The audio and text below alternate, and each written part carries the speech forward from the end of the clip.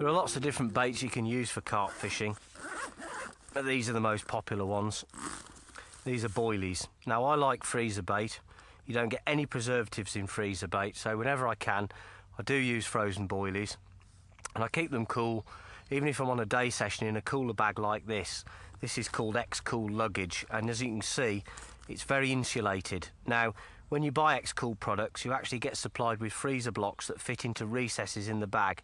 You don't need them for short sessions like this one, because there's plenty of insulation in the bag. But if you go into the water for 3 or 4 days, if you put the freezer blocks in and store your bait in a bag like this, you'll keep it frozen for a long time.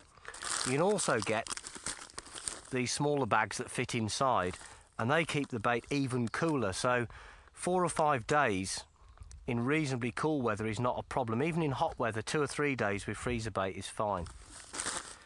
These are the boilies I'm going to use today.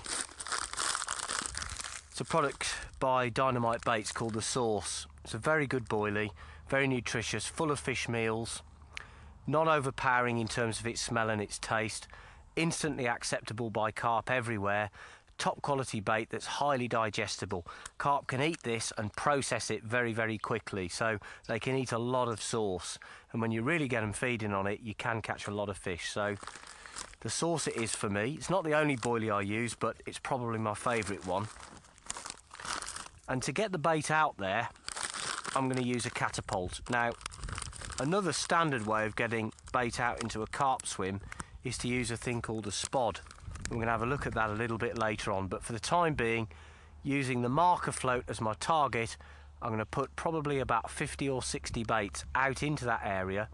I'm going to fish one rod directly on top of the bait and one rod just off it. That can often produce a bigger bonus fish. So I'm going to have 2 rods in one fairly tight area, and then the third rod I'm going to fish way off that bait, probably over some particles, but I'll do that later on.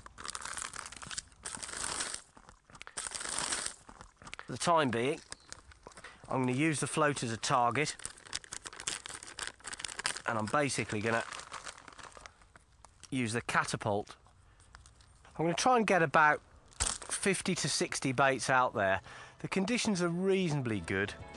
The fish won't have any problem eating that sort of quantity of bait, but I'm not putting in so much that I'm basically going to kill my chances.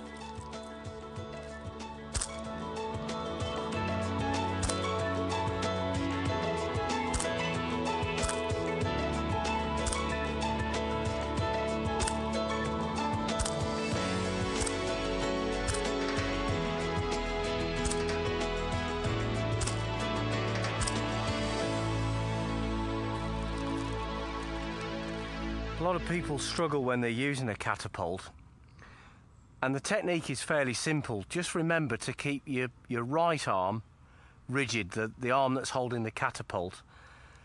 Grip the pouch with your left arm, keep that catapult arm rigid, and then just pull back on the elastic. I tend to cock the catapult over to the side, so I twist it 90 degrees. Right arm rigid, left arm doing all the work by stretching the elastic.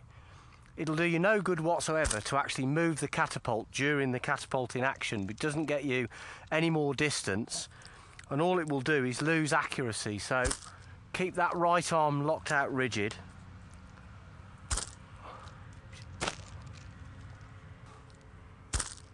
And get the left arm to do all the work.